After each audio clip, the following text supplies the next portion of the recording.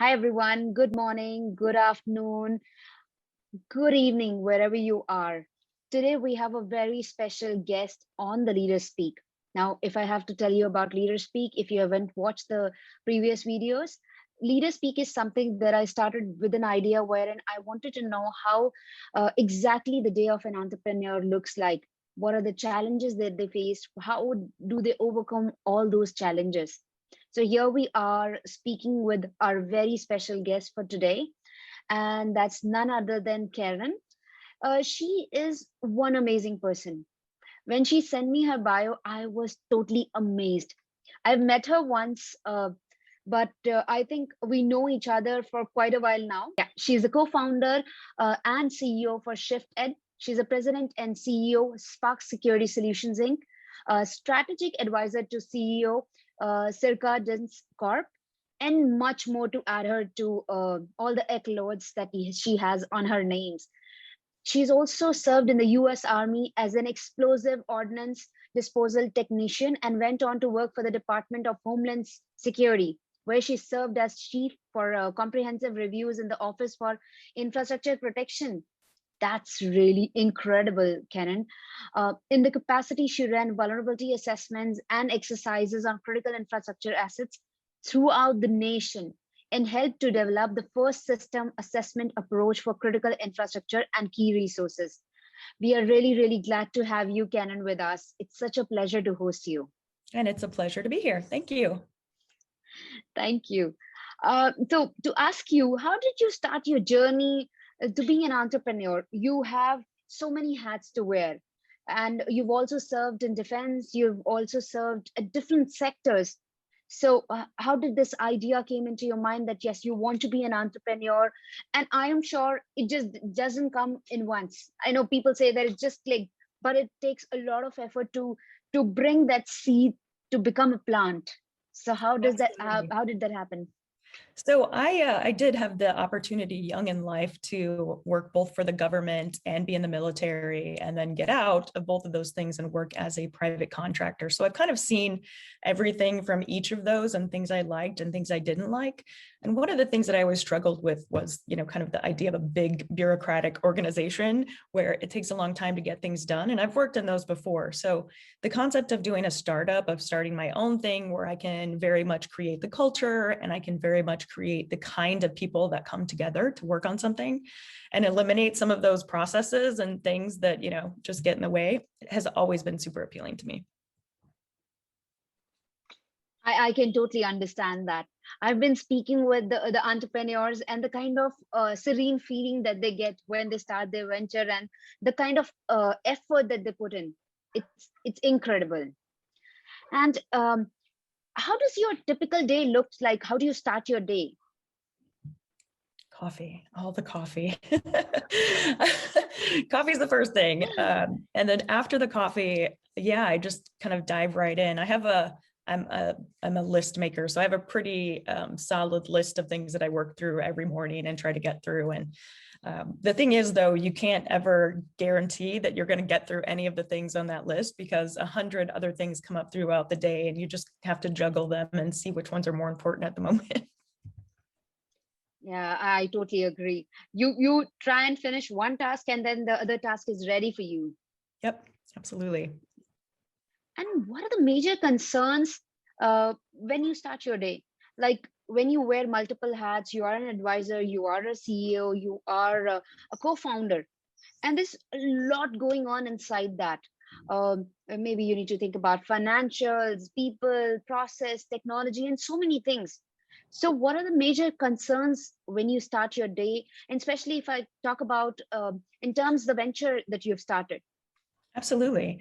So one of the things that that is really critical for me is identifying a separation between those things you just talked about. So, for example, if I know I'm going to spend a lot of time today working on accounting and numbers, I really have to get into a place for that. So I have a very different mindset. Okay. So I'm very, very creative, but I'm also very anal retentive. And those two things don't normally exist together.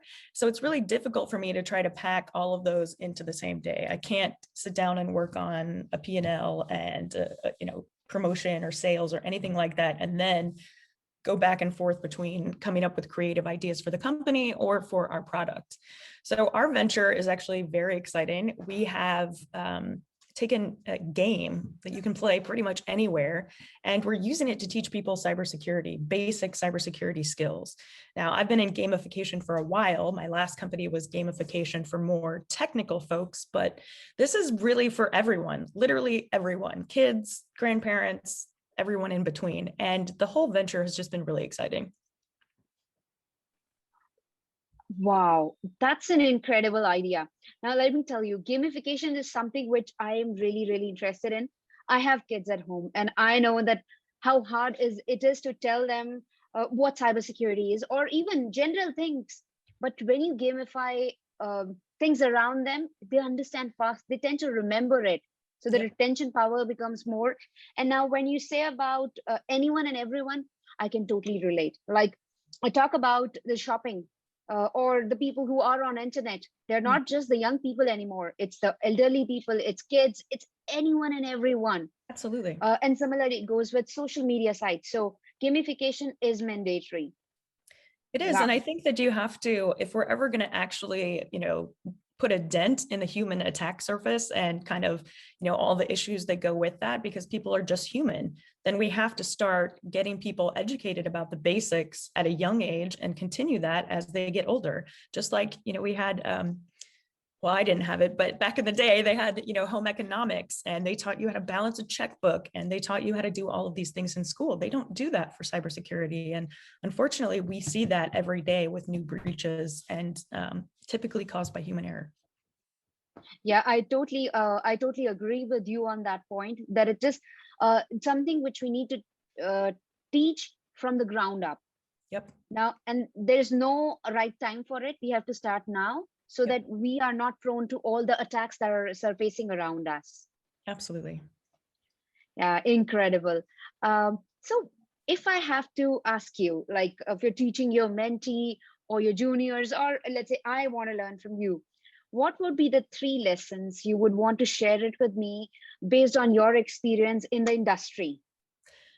Number 1 is always be hungry. Like, be crazy hungry for knowledge, be hungry to try things out, be hungry to, figure out what it is that you want to do. There's so many opportunities in InfoSec, and I know you're very aware of that. And it's sometimes hard to narrow it down to exactly what you want to do and what that looks like. And if you don't just jump in and try it, or jump in and start reading about it or doing a course, then you're never going to find out. And then even once you get there, once you get that job, being able to retain it. Cybersecurity, information security moves at the speed of light. So we have to continue to strive for knowledge. That's number 1. I think number 2 is, at the same time, don't be too hard on yourself. And I know, and women especially do this. We are so hard on ourselves. We're like, if we do not hit every single bar totally perfection, then we get, really frustrated in ourselves that we're not doing it right. But nobody's doing it right. Everybody's just trying to figure it out. So, don't be too hard on yourself. And if you stay hungry, it's going to work out for you. And then the third thing I think I would say is that, it's okay to change careers many, many times. So if you're coming into a field and you're starting out, starting out in the Army doing bomb disposal, it's okay to totally rewrite your life and rewrite your career a few years later and do something different. This is your life. You have one life to live. So, do what makes you feel good on the inside and what, helps you and your family. And there's one point which I totally love about what you said, like we always try to be hard on ourselves. And we say that we want to be 10 on 10 on everything. Mm-hmm. But there's one thing, we are 10 on 10. It's just that we need to ask for help. Yes. Once we ask for help, things will work out. Yep, Yeah, you absolutely. said it totally right. Yeah. So, anything that you feel that when a ground up startup is coming up, what exactly are the things that they can keep in mind? Like, what are the things or basic things that they can keep in mind when they're coming up with their new venture and they're thinking ahead of time, like, oh, this is what I want to do and I'm ready for it. But then there are some basic points sometimes people miss. You know, there are so many, but I think I'll start with some of the just basics of trying to get the startup off the ground, right? I think the first thing that's so important is the people you surround yourself with, not just on your close team, but when you're starting to look at investors, when you're starting to look at major partnerships, you know, making sure that they all represent the brand and kind of the culture of the company that you want to create. It's a little bit difficult sometimes to get that culture all set up and you're ready to go and you have a great pitch deck and you're going to go talk to some investors and they're going to come back and say, okay, well, this is terrible, or your idea sucks, or this is never going to work. And some of them will be like, oh gosh, this is amazing. This is really great. And you just have to stand firm in your belief that this is the thing. This is the widget. This is the widget that's going to change the world, no matter what anybody says. And kind of go from there. Be willing to take the hits, but just be prepared for them. Yeah, failures will happen, but then you have to be ready for all the ups and downs. Yep. Truly said. Thank you so much for all the wisdom that you've shared with me. So this I started for my own learning. I'll be very candid about that. I have learned a lot, and I'm sure the people who are going to listen to it, they will also learn a lot from you. And I've been following you for quite some time now, and it's always amazing and pleasure to see you what you're doing. So thank you so much for being with me today and sharing all the information and insights with me. Thank you. Absolutely. Very happy to be here. Thanks.